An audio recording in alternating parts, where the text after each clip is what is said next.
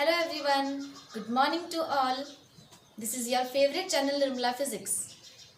So my dear students, in my previous lecture we have studied Coulomb's law in electrostatic, and in this video we will derive Coulomb's law in vector form.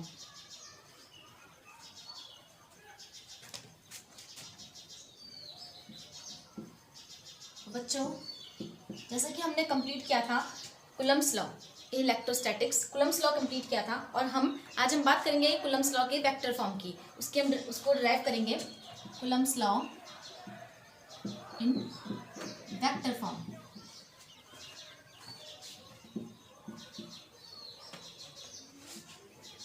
Coulomb's law in vector form की बात करते हैं बच्चों। देखिए बच्चों, जैसा कि मैंने लास्ट लेक्चर में बात की थी कि हमारे पास कूलम्ब्स लॉ कहाँ पे काम करता है, जहाँ पे हमारे पास कोई दो चार्ज होते हैं, Q1 और Q2। Suppose Q1 and Q2 are two charges, 2 point charge separated by r distance apart, एक दूसरे से r डिस्टेंस पर हमारे सेपरेटेड है। ठीक है, तो बच्चों इन दोनों के बीच में आइदर फोर्स ऑफ अट्रैक्शन और फोर्स ऑफ रिपल्सन एक्ट कर सकता है, depending upon the nature of this two charge. तो बच्चों हमने बात की थी इसके कूलम्ब्स लॉ के, अगर हम केवल मैग्नीट्यूड की बात करें वो था हमारा 1/4 pi epsilon not Q1 Q2 upon r square, ऐसा था। अब हम बात करते हैं बच्चों इसके ऊपर वेक्टर जब आएगा तो यहाँ पर क्या चेंज होगा बच्चों, इसके वेक्टर फॉर्म की हम बात करेंगे आज। ठीक है, देखिए बच्चों, फर्स्ट ऑफ ऑल हमें क्या करना है, यहाँ पर देखिए बच्चों, यहाँ पे डिस्टेंस है।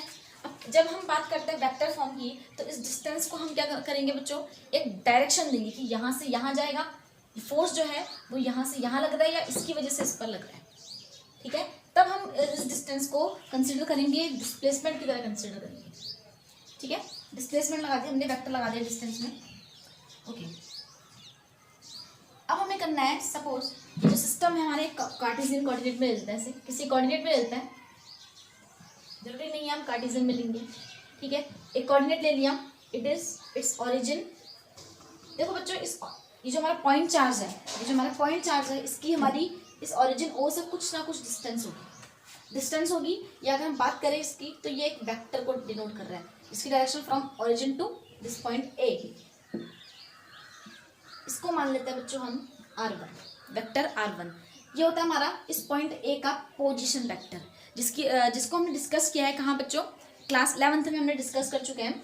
अगर हमारे पास कोई पॉइंट O है, P है, तो उसके पॉइंट हमारे X Y Z वटएवर, हमने क्या करा 2 3 4 1 2 3, इसका हम एक वेक्टर लेते थे, इसका नाम होता था बच्चों हमारा OP, Cartesian coordinate position vector. ठीक है, और अगर हम बात करते हैं इस पॉइंट Q की, तो यहाँ से हमारा सिमिलरली OQ भी हमारा क्या है, एक पोजीशन वेक्टर है। ठीक है, OP हमारा पोजीशन वेक्टर, OQ भी हमारा पोजीशन वेक्टर है। कौन से पॉइंट के, Q के। अब हमें देखो बच्चों, सपोज यहाँ से यहाँ को जाना है, अब आपको जाना है या आपको फोर्स लगाना है। ठीक है, देखिए यहाँ से आ जाएंगे तो हमारे पास एक PQ वेक्टर बनेगा, उसे हम बोलेंगे डिस्प्लेसमेंट वेक्टर। ऐसा हमने क्लास 11th में पढ़ा था, एक बार अपनी क्लास 11th के पेज आप लोग पलटिए, उसमें आपको दिख जाएगा। ठीक है, तो इस वेक्टर PQ की डिस्प्लेसमेंट वेक्टर को हम कैसे निकालते थे, अगर हम P to Q की बात करते हैं, PQ की वेक्टर P से Q की बात करते हैं, OP है हमारा एक डिस्प्लेसमेंट वेक्टर एंड OQ है हमारा एक displacement vector, and P to Q की बात करते हैं तो ये होगा बच्चों हमारा सॉरी OP है हमारा एक पोजीशन वेक्टर एंड OQ है हमारा position vector, and vector PQ की बात करें तो वो है हमारा बच्चों एक डिस्प्लेसमेंट वेक्टर, और उसकी वैल्यू हम ऐसे फाइंड करते हैं vector OQ minus vector OP। Clear? ठीक है, तो ऐसे ही हम बात करेंगे इसकी, यहाँ की बात करते हैं। देखिए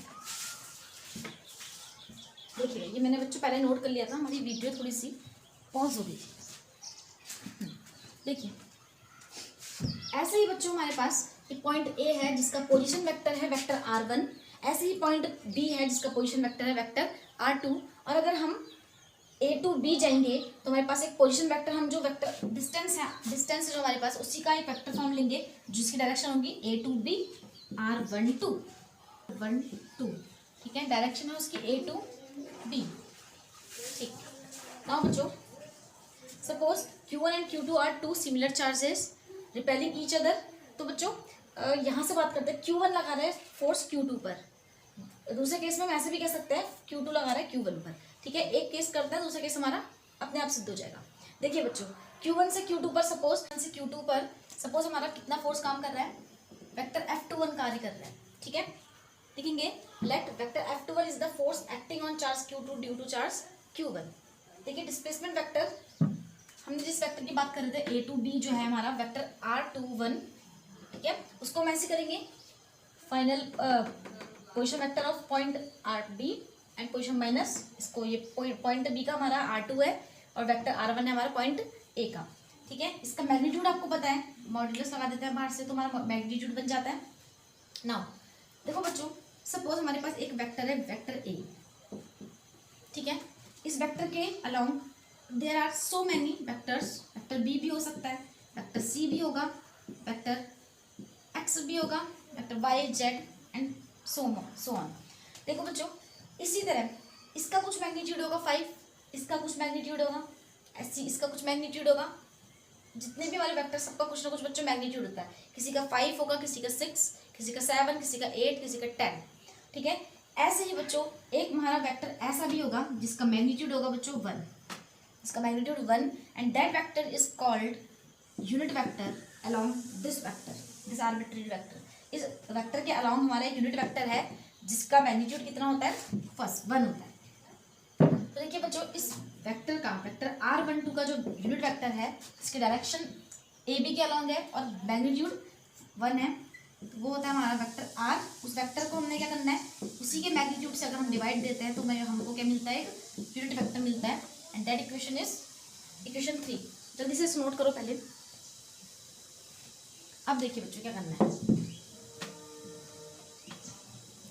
नाउ हम बात करते हैं कूलम्स फोर्स की। हमें फोर्स निकालना है, किसकी वैल्यू, वेक्टर F21 की। तो मैं इसको रफ कर देती हूँ, सबने उतार लिया है। देखिए वेक्टर हमें पता है फोर्स की वैल्यू क्या थी, कल तक हमने जो पढ़ी थी 1/4 pi epsilon not Q1 Q2/R², ऐसा कुछ पढ़ा था। जब हम बात करेंगे वेक्टर फॉर्म की, तो बच्चों यहाँ पर वेक्टर है तो यहाँ पर भी कुछ वेक्टर होना चाहिए, सब कुछ स्केलर हो यहाँ पर वेक्टर हो, ऐसा पॉसिबल नहीं है। तो भाई हमने क्या करना है, डिस्प्लेसमेंट वेक्टर R12 लेंगे और उसका स्क्वायर लगा देंगे। ठीक है, इसी से काम नहीं चलेगा, हमने एक यूनिट वेक्टर भी लगाना है जो क्या बता रहा है, हमें डायरेक्शन बता रहा है किसकी, मैग्नीट्यूड। उसको देखो बच्चों, इसको लगाने से कोई फर्क नहीं पड़ेगा क्योंकि इसका मैग्नीट्यूड 1 है, बट इससे हमें क्या पता लगेगा, इस वेक्टर F12 फोर्स की क्या पता लग जाएगी, डायरेक्शन पता लग जाएगी। क्लियर, इसे भी क्वेश्चन कुछ डाल दें, ध्यान दीजिए। ठीक है, R12 हमने क्या करना है, अब इनकी वैल्यूज पुट करते हैं, Q1 Q2 साइड में इसका डायरेक्शन लिख देंगे बच्चों आप, फ्रॉम A टू अलोंग लिख देंगे, along vector A to B, along A भी कर सकते हैं, A से B की तरफ को हमारा फोर्स लग रहा है, ये फोर्स इसके डायरेक्शन आप इसके साइड पे लिखेंगे। ठीक है, देखिए Q1 Q2 upon vector R1 की हमने क्या करनी है, वैल्यू पुट कर देनी है बच्चों। कितनी थी हमारी वेक्टर R, इक्वेशन थर्ड देखना बच्चों, थर्ड में है ये, according to equation third vector R12 upon vector R12 का मैग्नीट्यूड लगा देंगे। इज इट क्लियर, यहाँ पे लिख देंगे आप अकॉर्डिंग टू इक्वेशन थर्ड। ठीक है, now 1/4 pi epsilon not Q1 Q2। देखिए बच्चों, दिस इज देखिए, अगर हमारे पास कोई वेक्टर है उसके बाहर से स्क्वायर लगाए, वेक्टर का स्क्वायर मीन्स वेक्टर A.A। ठीक है, A.A, तो इसको हम ऐसे लिख सकते हैं बच्चों, मैग्नीट्यूड का स्क्वायर कर सकते हैं। मीन्स वेक्टर A के बाहर से स्क्वायर लगा हो और उसको हम डॉट प्रोडक्ट के उस केस में हम मॉड्यूलस का स्क्वायर कह देते हैं, उसके मैग्नीट्यूड या मॉड्यूलस का स्क्वायर कह देते हैं। तो हम इसको ऐसे लिख सकते हैं, this expression is can be written as, is clear, vector R12। Now देखिए बच्चों, खिचड़ी मत पकाइएगा, यहाँ पे ध्यान से देखो, vector R12 vector, now 1 2 1/4 Q1 Q2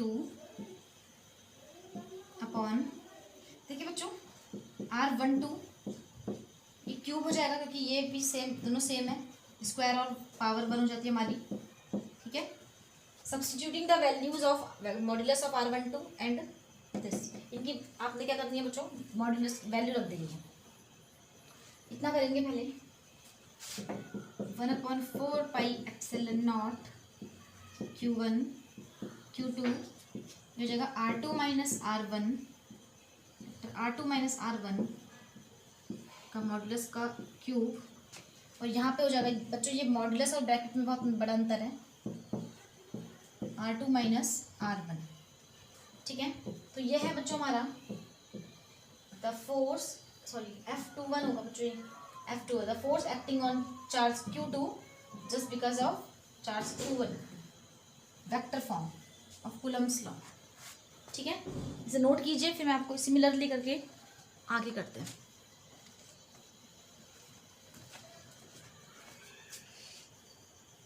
अब आप करेंगे सिमिलरली, इसे कीजिए, इसी तरह से आप डिराइव कर सकते हैं। Similarly the force acting on charge Q1 because of due to charge Q2 is F1 पर लग रहा है बच्चों ड्यू टू चार्ज Q2 के वजह से, तो आपके पास हो जाएगा 1/4 इस एक्सप्रेशन में लिखेंगे बच्चों। ऐसे ही आपको डिराइव करना है, बट आपको R21 की जगह पर R12 की जगह पर आपको R2 लिखना है, वेक्टर R21, ठीक है, means R1 minus R2 cube of the modulus of R1 minus R2 and vector R2 minus vector R1 minus R2, sorry this is the vector form of, again आप vector form of Coulomb's law, ठीक है। इसे आप note करेंगे। यार बच्चों देखिए, अभी हमने सिमिलर चार्ज लेकर दोनों पॉजिटिव चार्ज, अब आप ऐसा कर सकते हैं दोनों को नेगेटिव लोगे तब भी यही आएगा, और अगर आपने दोनों को क्या लिया है बच्चों, पॉजिटिव लिया है, एक को पॉजिटिव और एक को नेगेटिव लेंगे, तो अब हमारे पास जो हमारा F21 है ड्यू टू चार्ज Q1, उसकी डायरेक्शन उधर को ना होगा, इस साइड को उसकी डायरेक्शन हो जाएगी, ठीक है। और करना बिल्कुल ऐसे ही है, ठीक है। आप ट्राई करेंगे, जिसको समझ में नहीं आएगा दूसरा केस करने पर वो मुझे कमेंट बॉक्स में पूछ लेंगे। Thank you so much.